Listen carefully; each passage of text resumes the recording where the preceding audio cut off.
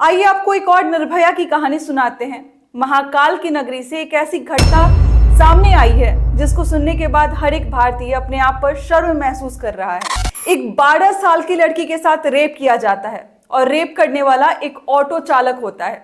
12 साल की लड़की के साथ रेप तो हो जाता है, चलिए मान लेती हूं कि ऑटो चालक ने रेप किया और लड़की का रेप हुआ।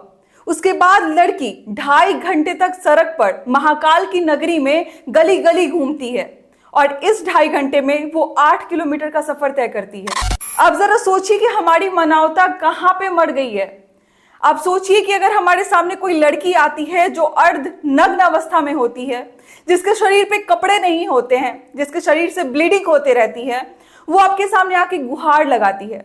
चलिए मान लिया कि लड़की मानसिक रूप से कमजोर है और वो बता नहीं सकती है कि उसे क्या परेशानी हुई है या फिर किसी ने उसके साथ क्या गलत हरकत किया है। लेकिन क्या अगर आपके सामने या फिर मेरे सामने कोई लड़की ऐसी अवस्था में आती है कि उसके शरीर पे कपड़ा नहीं होता है, तो क्या मेरा और आपका फर्ज नहीं बनता कि आप अपने घर के छोटे से टुकड़े को उसको दे दें या फिर उसके शरीर को ढकने का काम कर दें? क्या हमारा जमीर इतना मर चुका है कि हमारे सामने ऐसी लड़की भटकती रहे, नाबालिग सी 12 साल की लड़की भटकती रहे, जो खून से लथपथ है, जिसको देखने वाले हजारों रोड पर हैं, लेकिन उसको मदद के लिए हाथ कोई नहीं बढ़ा रहा है। मुझे रेप से ज्यादा तो इस बात की तकलीफ है कि कौन से ऐसे लोग हैं उस महाकाल की नगरी में जो अपने आप को महाकाल का भक्त कहते हैं, जिनकी नगरी में गली गली में वो लड़की घूमती है, 8 किलोमीटर का सफर तय करती है और 2.5 घंटे तक इधर उधर भटकती है, लेकिन कोई नहीं मिलता जो उसको कपड़े का टुकड़ा तक दे दे, उसको ये तो पूछ ले कि बाबू तुम्हारे साथ क्या हुआ है।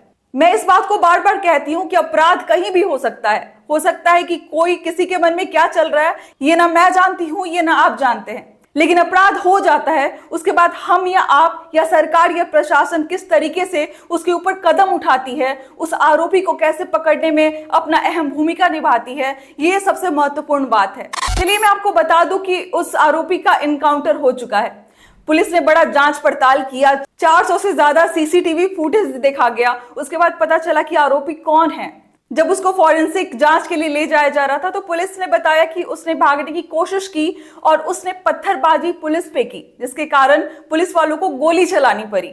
बहुत अच्छी बात है कि हमारी न्यायिक प्रणाली ने इतना जल्दी कदम उठाया, लेकिन मेरा सवाल उस नगरी के उन लोगों से है जो अपने आप को महाकाल का भक्त कहते हैं। उज्जैन के बारे में मैं बात कर रही हूं और सोचिए जरा कि उज्जैन में महाकाल का क्या नाम है। दुनिया भर से लोग महाकाल को देखने के लिए, महाकाल को पूजने के लिए उज्जैन की धरती पर जाते हैं। वहां से ऐसी शर्मनाक घटना जब हमारे सामने आती है तो दिल रोता है और लगता है कि क्या मैं सुरक्षित हूं, क्या मेरी जैसी लड़कियां सुरक्षित हैं।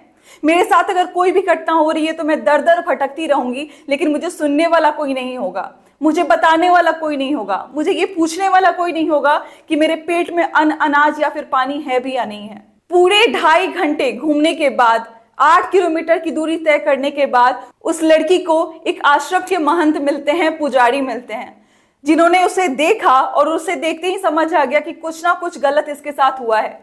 उन्होंने बहुत प्रयास किया कि उस लड़की से बातचीत कर पाए, लेकिन वो लड़की उस स्थिति में नहीं थी कि वो बता पाए कि उसके साथ क्या हुआ है।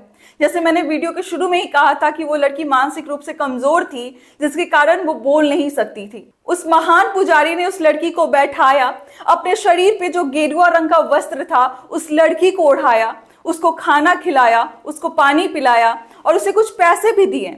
लेकिन इस बात की जानकारी उसको हो रही थी कि कुछ ना कुछ गलत हुआ है और ये लड़की आगे का सफर नहीं तय कर पाएगी। इसलिए उन्होंने 100 नंबर पे कॉल किया, किसी ने जवाब नहीं दिया। फिर उन्होंने बड़ा प्रयास करके पुलिस को उस लड़की को सौंप दिया। उसके बाद मेडिकल जांच हुई और पता चला कि लड़की के साथ बलात्कार हुआ है। बड़ा ये एक सामान्य सा शब्द हो चुका है जो मेरे और आपके सामने हर रोज आता है। हर रोज अगर मैं बीबीसी का आपको रिपोर्ट दिखाऊं, इसमें लिखा हुआ है कि एक दिन में 87 रेप होते हैं। ये 2022 का रिपोर्ट है और बीबीसी न्यूज हिंदी का रिपोर्ट है। आप सोचिए कि हमारे लिए कितना सामान्य हो गया है, लेकिन जरा उस लड़की की जगह पर खुद को रख के अगर आप देखेंगे, रूह पिघल जाएगी जब आप सोचेंगे कि आपके साथ कुछ ऐसा हो रहा है।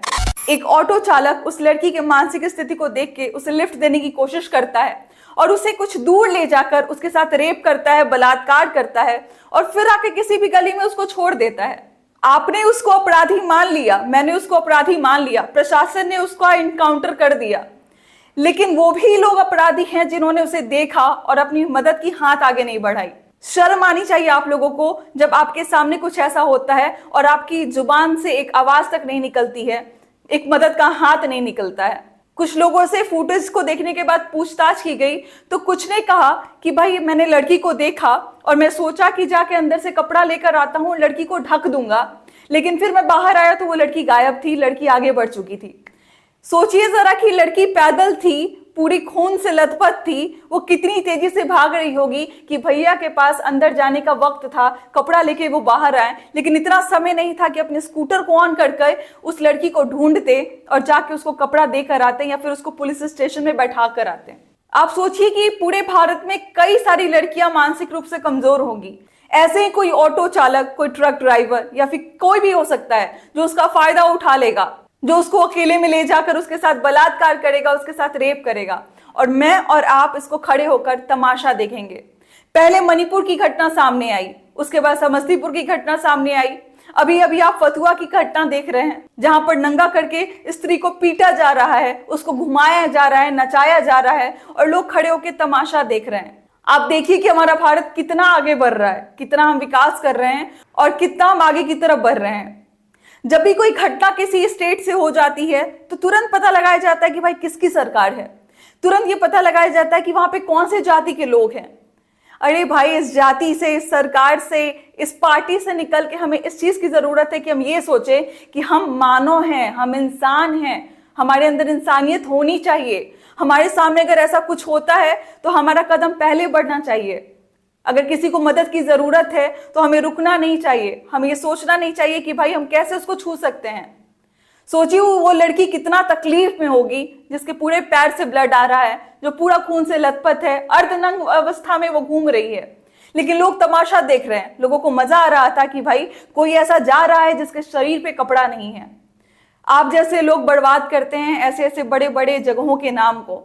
अभी तक महाकाल की नगरी बोला जाता था, अब जाके न्यूज में देखिए उसी महाकाल की नगरी को किस तरीके से बुलाया जा रहा है। जब कुछ मीडिया वाले उस आरोपी के पिता के पास जाते हैं और पूछते हैं कि भाई आपको क्या पता था कि आपका बेटा ऐसा गुनाह कर दिया है, तो उनकी आंखों से आंसू आ रहे थे। एक पिता भला कर भी क्या सकता है? अगर ऐसा बेटा घर में जन्म ले ले तो लोग यही मान लेते हैं कि मेरे घर में बेटे का जन्म ही नहीं हुआ। अगर आप उनकी वीडियो को देखेंगे तो वो रोते बिलखते नजर आ रहे हैं और बस शर्मिंदा है कि वो मेरा बेटा था, और लोगों से हाथ जोड़कर ये कह रहे हैं कि भाई उसकी गुनाह की सजा उसको मिल गई, आप मुझे माफ कर दीजिए, मेरा वो बेटा नहीं है, आज के बाद मैं भूल जाऊंगा कि वो मेरा बेटा भी था। चलिए आगे का जो भी अपडेट होगा मैं आपको जरूर बताऊंगी। बाकी अगर आपके पास कोई प्रश्न है तो मेरे कमेंट में जाकर जरूर बताइएगा। मिलती हूँ अगले वीडियो में।